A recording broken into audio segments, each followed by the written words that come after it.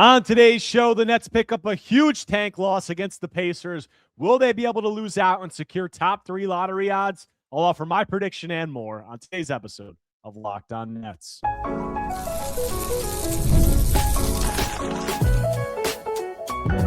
You are Locked On Nets, your daily Brooklyn Nets podcast. Part of the Locked On Podcast Network, your team every day.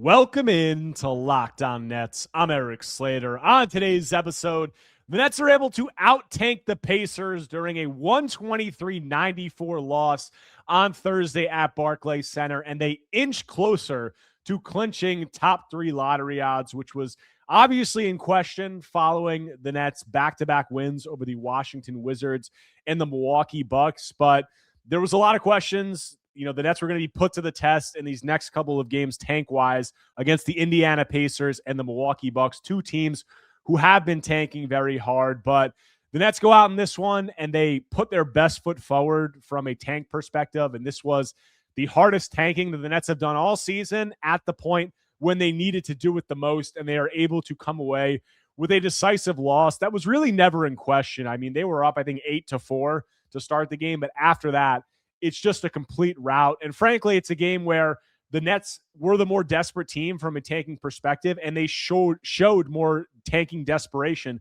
and tanking urgency throughout the game. I mean, the Nets had all of their veterans ruled out. They also rule out Josh Minott, Nolan Traore rests in this game, and the Nets actually had 9 available players. They only run 7.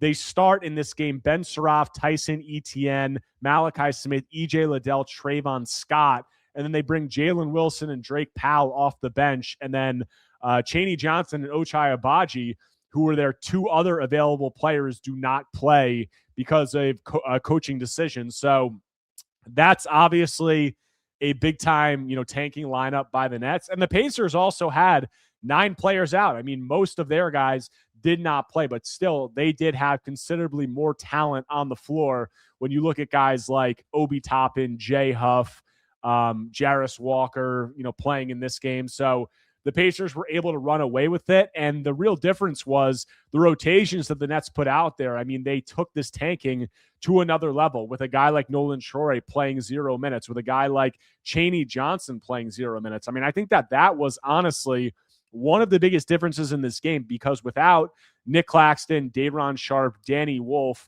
Noah Clowney, with all of those guys sidelined, the Nets don't have a big man, and Chaney Johnson is really the lone remaining, you could call him a big man. He's really like a wing, but he's been playing center and doing a decent job of it during these recent games for the Nets. And they played him only 8 minutes during the game against the Bucks. They still came away with the win, but they don't play him at all tonight. And the difference tonight was the Pacers had guys like Jay Huff, Micah Potter, Obi Toppin, Jarris Walker. They just had a lot more size, and they dominate on the interior. I mean, the Pacers score 80 points in the paint during this game. That was the biggest difference in the game, because the Pacers only shot 8 of 31 from 3, 26%.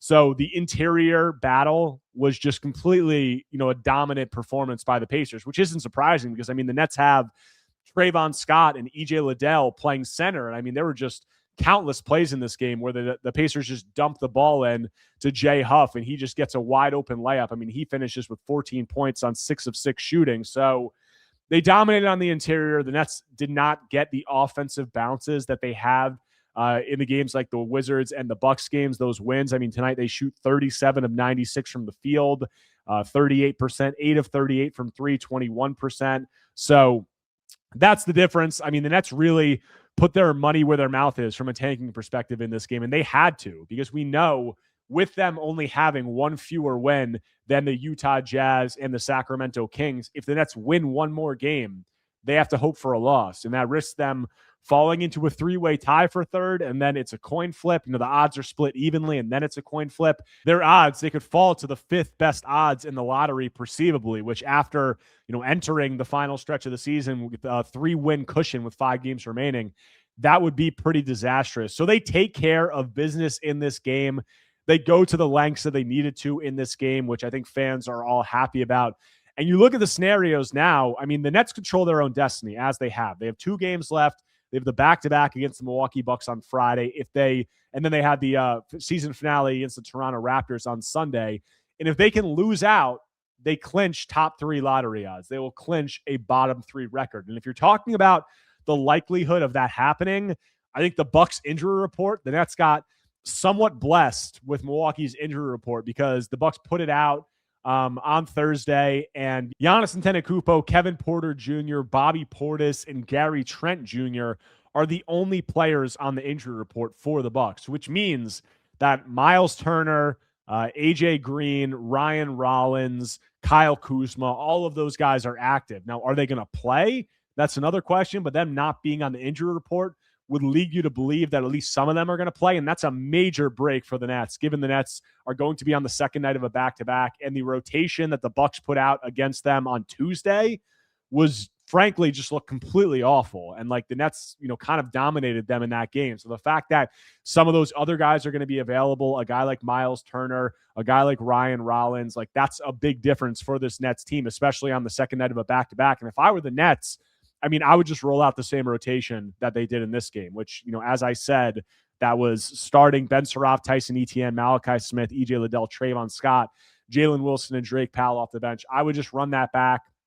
I wouldn't even bother playing a guy like Chaney Johnson. I would just leave it so they don't have a big man. There's really, the Nets really can't mess around. Obviously, you can play it by ear as the game is going on, and maybe with some of those guys playing for the Bucks, it does, the Nets are able to fall behind big early, in which case you can play some of these other guys. But if I were them, I would just roll out the same rotation. So we'll see. The other development is the game on Sunday, which the Nets are going to also have to lose against the Raptors.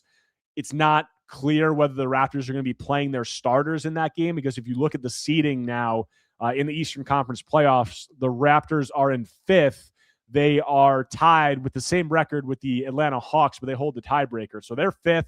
The Hawks are in 6th. The Magic are in 7th, 1 game behind the Raptors and the Hawks, but the Raptors own the tiebreaker on the Magic. So it seems like at this point, the Raptors are only playing for seeding. It seems like they're pretty safe from the play-in unless they lose their final 2 games and the Magic win out. But you look at the Raptors, they have the Knicks on Friday, and then they have the Nets on Sunday. And you would think that if they want to win the Nets game, they're going to win the Nets game and not drop outside of the top 6 seeds. But their incentive to do that will really depend on what happens during this game on Friday against the Knicks. Whereas if they lose the game to the Knicks and the Magic win their next game, then the Raptors have an incentive to win the game against the Nets, because they don't want to fall behind the Magic and fall into the play-in. So that game on Friday, the Raptors-Knicks game, is a game that fans should definitely have their eye on. So that's one aspect of the tanking stuff. And outside of that, you look at the teams that the Nets are competing with, the Kings and the Jazz. The Kings are playing the Golden State Warriors on Friday. The Warriors will be on the second night of a back-to-back. The Kings will have 2 days of rest. But Steph Curry did sit the front end of the Warriors back-to-back against the Lakers on Thursday, so he's going to be playing against the Kings. The Kings almost beat them with Steph Curry playing during their last game, so maybe they can pull out a win, but it got less likely with Steph Curry playing. And then you have the Jazz are playing the Grizzlies. The Jazz are going to be on the second night of a back-to-back, and the Grizzlies have been tanking extremely hard as of late, so that's definitely a winnable game for the Jazz. And I think that the Warriors game, even though it's not likely, is winnable for the Kings. So we'll see how that plays out. But if those teams can pick up wins, then the Nets can manage. The Nets are allowed to win one of their remaining 2 games and still maintain sole possession of third place in the lottery standings. So we'll see how that plays out. The Nets, it seems like, with them getting this loss against the Pacers, things are starting to break a little bit more in their favor, given the Bucks injury report, which I'm kind of surprised by, because if you look at the draft lottery standings, the Bucks are tied right now with the Chicago Bulls in 9th. So it's not that big of a difference, if they get ahead of the Bulls versus whether they stay in a tie.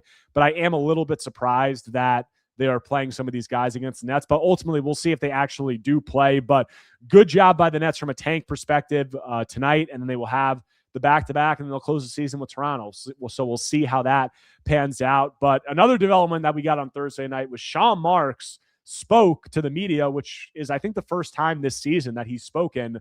He gave an interview with Yes Network, and he gave a quick little quote about the draft lottery and the Nets drafting and some of that stuff. So I want to talk about that. I do want to talk briefly about some of the stuff that actually happened in this game tonight. So I'll get into all that when I close out Locked On Nets after a quick break. Guys, Way Day is here, and if you've been thinking about upgrading your space, this is the time to do it. We're talking about some of the best deals of the year on furniture, decor, outdoor essentials, everything you need to refresh your home. During Way Day, Wayfair is offering up to 80% off with fast and free shipping on everything, making it easy to find pieces that fit your style and budget. Guys, my favorite part about using Wayfair, it's super easy to filter by size, style, and price, so you're not wasting time scrolling. The reviews and photos help you feel confident in what you're getting, and Wayfair verified products are vetted by specialists, so you know you're getting quality. Whether it's upgrading a room, adding outdoor pieces, or just finding something that ties your space together, it makes the whole process simple from start to finish. Way Day is the sale to shop the best deals in home. We're talking up to 80% off with fast and free shipping on everything. Head to wayfair.com April 25th through April 27th to shop Way Day. That's WAYFAI. That's WAYFAIR.com. Wayfair. Every style, every home. There's nothing like being in an NBA arena, the crowd, the energy, the moment. Getting tickets, though, that part hasn't always been so simple. That's why Game Time has become the go-to app for scoring tickets fast without the hassle. It puts the advantage back where it belongs, with the fans. Guys, you'll pull up the Game Time app, pick an upcoming NBA game, and have tickets locked in within minutes. You'll love seeing the all-in price up front. No surprise fees at checkout. Being able to see the view from the seat before buying makes the decision easy. Zone deals will stand out. Choose the section. Game Time picks the seats, and you save big. Everything feels quick, intuitive, and stress-free from start to finish. So take the guesswork out of buying NBA tickets with Game Time. Download the Game Time app, create an account, and use code LOCKEDON for $20 off your first purchase. Let's go to LOCKEDON for $20 off. Download the Game Time app today, and remember, it's gametime.co, not .com. Workplace chaos, deadline stacking up, inbox overflowing, and the one position you have to fill still sitting open. When the pressure's on and you need the right hire, that's a job for Indeed Sponsored Jobs. Indeed Sponsored Jobs helps you reach people who actually fit what you're looking for. Skills, experience, location. So you're not just hoping the right candidate stumbles across your post. Here's a stat that says it all. In the minute I've been talking to you, companies like yours made 27 hires on Indeed, according to Indeed data worldwide. So if you're hiring, spend less time searching and more time interviewing candidates who check all your boxes. Less stress, less time, more results. When you need the right person to cut through the chaos, that's a job for Indeed Sponsored Jobs. And listeners of this show will get a $75 sponsored job credit to help get your job the premium status it deserves at Indeed.com/podcast. Just go to Indeed.com/podcast right now and support our show by saying you heard about Indeed on this podcast. Indeed.com/podcast. Terms and conditions apply. Need to hire? That's a job for Indeed Sponsored Jobs. Coming back from the break, closing out today's Locked On Nets episode following Brooklyn's 123-94 loss to the Indiana Pacers in what was a critical tank matchup on Thursday at Barclays Center. I do want to talk briefly about some of the things that we saw in this game that I think have any significance. And look, there's not too much that I'm going to take from this game. You know, a game in April where the Nets are desperately trying to lose. They're not running out a real rotation whatsoever in terms of like practical, you know, guys in practical positions and practical roles. They pretty much played the entire game without a center or even a power forward, you could say. But I do think that there were some developments that are worth touching on quickly. You know, Ben Saraf in this game finishes with 19 points on 8 of 16 shooting, 5 rebounds, 6 assists, 2 turnovers. He was a minus 11, which was the best on the team in 27 minutes. So a pretty decent performance from Ben Saraf, and this is the second straight game that he scored 19 points. And you look at it, you know, Ben in this game, I think similar to the last game, you saw his ability to get downhill. You saw his ability to touch the paint. As I said, he was 8 of 16 from the field. He was 0 of 4 from 3, which means he was 8 of 12 from 2, which is a really good percentage for a guy like Ben who has struggled finishing around the rim overall this season. And then also the 6 assists to 2 turnovers. I think that you like to see that. And it's not the easiest, you know, circumstances for Ben because the Nets aren't playing with a center. Now, this game did get away from the Nets early, so you could say the Pacers' defensive effort definitely tapered off, you would say, as the game went on. But still, I think that you've seen the advantage creation from Ben. You've seen his ability to, you know, get downhill and use some physicality in the lane. That's shown up consistently during this recent stretch to close the season since he started to get more minutes. And you've seen also the decision-making in the paint start to get better. Like that's something that Jordi Fernandez touched on post-game. And I do think that that has been noticeable because Ben, right after he came up from his last G League stint and started getting NBA minutes, he was getting downhill, but when he was getting into the paint, he was getting caught on one foot a lot. He was getting sped up. He was making bad decisions. He was turning the ball over. A lot of the drives just looked really ugly. And I do think that they've started to look, better and better progressively as he's gotten deeper into this, his last NBA stretch to close the season. So I definitely think that that's a positive.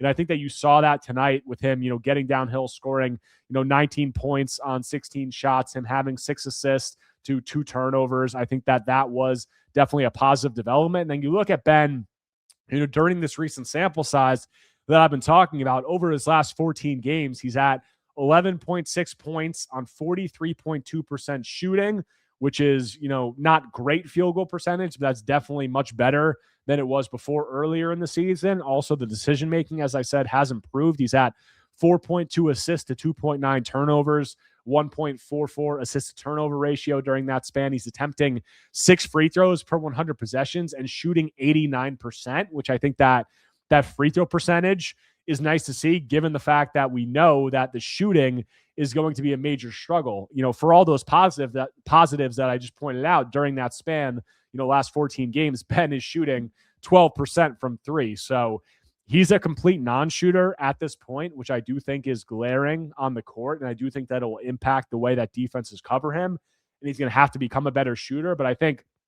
despite him being a non-shooter at this point, his ability to still get downhill at a high rate, his finishing improving, the assist to turnover starting to get better, him attempting a lot of free throws and being able to get to the line using some of the physicality that he's been able to show at 19 years old or 20 years old, that's a positive. And then him shooting 89% from the free throw line. I think all of that has been, a positive. And I think that the beginning of the season looked really rough for Ben. And I'm not going to say that he's, been a bright spot or exceeded expectations this season, but I do think that the stretch to close the season has looked better. And I think that he's trending in the right direction, or at least showing some of the tools that could make him an intriguing player, even if the shooting and some of the other developments, decision-making, are going to play a big role in whether or not he's able to be an impact player at any point. So we'll see, but I think a decent performance from Ben. Other guy I want to touch on is EJ Liddell, who had a big game for the second straight night. EJ pretty much won the game for the Nets during against the Bucks. He scored 21 points in 21 minutes. He was 7 of 9 from the field. He was playing so well that the Nets actually benched him for the entire fourth quarter of that game against the Bucks, and they still win. But tonight he follows it up with 26 points and 10 boards, which is, a pretty good stat line, especially when you shoot 10 of 16 from the field, 3 of 6 from 3, 3 of 4 from the free throw line. And EJ is a guy who hasn't played a ton with the Nets this season before, this final stretch to close the year. But I do think that he's a guy who is at least somewhat interesting. I mean, he's a guy with some past pedigree as a former star at Ohio State. He has gotten some NBA run, before this stint with the Nets. And he's a guy who, he has some physical tools. Like, he's a strong dude. He's 6'6", 240, only 25 years old. I think that the three-point shooting is obviously a question, but he has shown some ability to operate in the mid-range, to score getting downhill in these last few games. He's on a 2-way contract. The Nets can, I think, afford to bring him back, obviously, as they can with a guy like Chaney Johnson. So we'll see. I think some of these 2 ways that the Nets have played during this closing stretch of the season, I think that they have exceeded expectations, at least in some people's mind. In my mind, I would say they have. And I think that they've looked like competent players for extended stretches, and they've all looked, been able to show different things, whether it's Malachi Smith, getting the contract for next season, which is, non-guaranteed, it would seem like, or a Chaney Johnson showing the flashes that he has, or a EJ Liddell, or even a Tyson Etienne. I think Tyson, because of the size, doesn't lead you to really have much hope that he can be something long-term. But Tyson has played well as of late. I just think all of these guys have shown some stuff that is at least interesting, to where you say, we can definitely bring them back. If you're the Nets, we can definitely bring them back into training camp next year and see what they can turn into. So another, second straight good performance from EJ, and the Nets will definitely, I think, see what they have in him. But last thing I want to close the show out on is Sean Marks had some comments about the NBA draft lottery and the Nets and their position that they are in. He spoke to Yes Network before the game today. So I want to play the quote for you. This is what Sean had to say about the draft lottery and where the Nets stand. I'm going to lie and say I'm not nervous going into that. I think I'm nervous for where the ping pong balls land and so forth. But at the end of the day, it's like if you've done your work, if you've prepared, and I give BJ Johnson and the rest of our amateur scouting department a lot of credit. I mean, they have put hours and hours and days and weeks into preparing for last draft, just like they did this draft. So we're going to be prepared wherever they fall. Obviously, we hope for as high as possible. But at the end of the day, it's exciting for us to see what other piece do we add to our team and then go from there. And I think we were the youngest team in the league last year, youngest team in the last 20 years, and I think we'll still be relatively young, but that's an exciting group because they get to grow together. So there you have it. That is the quote from Sean Marks. Obviously, I don't think anything groundbreaking in that quote, but it is him talking about the draft lottery, which I don't think we heard from him leading up to the draft lottery last season or saying anything specific about the draft lottery. And I think a couple of things stand out in that quote. One, he said he's nervous, which I don't think is going to be breaking news to anybody. But yeah, I mean, if I were Sean Marks, I'd be nervous too. I think all Nets fans are going to be nervous. But, he said that the Nets are going to be prepared no matter where the pick falls. Obviously, I think the scouting department, BJ Johnson, Sean, some of those guys, in my opinion, I think they have a pretty successful draft track record. Obviously, last year it was a polarizing draft, and we'll see how some of those guys develop. But, I will say that, Sean being nervous, I think he's going to be nervous because you look at it, the Nets getting a top pick in this draft. I've talked about it on prior pods over the last couple of weeks. It's a really important development for the Nets. I mean, I'm not going to say that they're screwed, if they fall outside of the top 3 or 4. Like, I don't at all think that's the case. I think that they still are in a good position financially from a flexibility standpoint. They have a ton of draft assets. They have at least some pieces that you can be intrigued about. But getting that young blue chip face of the franchise type building block, if you fall outside of the top 4, you can still get that guy, like any of these guys, whether, Darius Acuff, Michael Brown Jr., Kingston Flemings, Keaton Wagler, whoever you want to say, those guys can turn into that. It's just a lot less likely than if you're in the top 3 and you get one of those other guys. Like, the lower you pick, the less likely it is. And that in this draft, it's perceived as a top 4 and then somewhat of a drop off to the next tier of guys, even if those next tier of guys are still very good players. But getting a top 3 pick, obviously, going to be extremely important for the Nets. If they can stay in the top 3, if they can lose these final 2 games of the season, in my opinion, they gave themselves the best chance to be in the top 4, top 3, number 1 pick. So that's all you can really do. But I do think that Sean, obviously they're going to be nervous. That's not, breaking news. But I do think that this is a position with the Nets not having their pick next year, with the draft not being great, with 2028, you never know what's going to happen there. Like, this is, especially after the Nets last season fell to the 8th pick, this is the opportunity. Like, if you come away from both of these drafts without a blue chip, face of the franchise type building block, that could be tough. And look, Yegor Dioman, I think he's a nice player. I don't think he's at that level. Maybe he could be. He's only 20 years old. I don't want to sell him short, but if they end up with like a Yegor Dioman and Michael Brown Jr. or Darius Acuff or Keaton Wagler or whoever else you want to say, Kingston Flemings, like, I'm not going to say that neither of those guys can be that face of the franchise type guy, because you never know, but it's much less likely. And I think that coming out of both of these drafts and not having one of those top 3 or 4 picks in either draft, when there are so many good players in the top 4, when you talk about Cooper Flagg, Dylan Harper, VJ Edgecombe, Con Knipple in this draft, with Dabansa, Darren Peterson, Cam Boozer, Caleb Wilson, obviously, like, not coming away with any of those players in either draft, I think would be a tough pill to swallow for Nets fans. So the Nets front office is going to be on the edge of their seats on lottery night, as will all of Nets fans and the NBA world. And then the other thing that Sean Marks said in that quote that I think is noteworthy is that the team is going to be young next year, relatively young, which I think they're definitely going to be young because they have all these first-round picks. I mean, they have 5 rookie first-round picks this season, and then they have the top draft pick coming in next season. Wherever they land, it's going to be a young player because there's so many freshmen in that group, pretty much all freshmen. But then you talk about how much are they going to press the gas on next season, because they don't have their pick. How much are they going to put their foot down on the gas pedal?